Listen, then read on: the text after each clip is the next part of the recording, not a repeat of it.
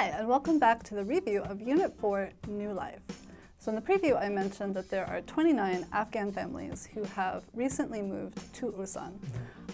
And they've found people to be mostly welcoming there, but there has been some backlash. So some of the Ulsan residents are mad because they say they have no say in where these people were relocated to. Backlash. Backlash. Say. Say. Which is kind of odd, because if you think about it, if the Afghan families came here as exchange students, or if they were from France or America or wherever, people move into neighborhoods all the time, and you don't need to ask the neighborhood if it's okay to move in. So by the same token, these families should also be allowed to move in wherever they want or wherever they have job opportunities. So it is kind of a strange situation. But many of these people are saying, you know, we don't want our children interacting with their kids, and find a foreign school. They'll be more comfortable at a school for foreigners. By the same token. By the same token. Interact. Interact. And things like that, which is kind of sad. Yeah. But there have been surveys, and people have asked, and about 65% of the population does think that Korea should be welcoming towards these special contributors. So it is probably a minority of people who are protesting and holding signs against these families. But there are going to be some kind of hiccups or issues. Anybody moving to a new country has trouble fitting in, but the kids will probably learn Korean in no time. They're young enough that they can learn it really easily. I'm very jealous of kids. In no time at all. In no time at all, just fit right in. In no time. In no time. But some cultural issues. So the Afghan immigrants are, mostly Muslim, and so they're not allowed to eat pork, and they don't drink alcohol. And Korea loves its samgyeopsal and chimek and all of these things.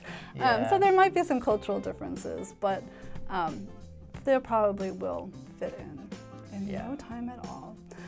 So on that, related to schools and having immigrants in your schools, did you have any people who are not from America in your elementary or middle or high school? Well, elementary and middle school, I would say no. Middle school, I think, was like, yes, I had, they were, well, I know for sure I had some Korean American friends, but they're not foreign, they're American. Right, born in America. Now, there were some Mexican Americans that we obviously did not know if they were still Mexican citizens and had entered illegally at that time. Because right around that time, there was a lot of that illegal migration, parents bringing young kids over. And it's not their fault at all, but maybe. But other than that, high school, I did meet several who were transfer students from Korea, from Japan, and also from Vietnam. They came from that nation to come to our high school and study. So there I had a direct connection to a real immigrant, I would say. Yeah, I learned a lot. I was exposed to a lot, and I think it's a great opportunity for kids to be around people of other cultures, other ethnicities that isn't the norm of their society. I grew up in a very multi-ethnic city and area, I think, although majority Hispanic. Now it's my hometown is the largest Spanish-speaking nation or Spanish-speaking city in the U.S. And large population, but also the Asian population and other minorities are growing as well. But how about for you? So I've mentioned before, but I grew up in a very small town, and there was in my class there was maybe one African American student and one Asian student and one Indian student, like East Asian and Indian. And the rest was white. So in elementary school and middle school, not really. But I did go to an international boarding school for high school. So we had students from Korea, we had students from Hong Kong, we had students from Thailand and Europe and South America. Wow. And we had like refugees from Bosnia-Herzegovina, which at the time was in big conflict. Right. So yeah, in high school it was a very, very international environment. And I agree, I think that as a young developing person, it was really important to meet people who were not American and didn't speak English as a first language, because it really makes you think in a wider perspective. Yes.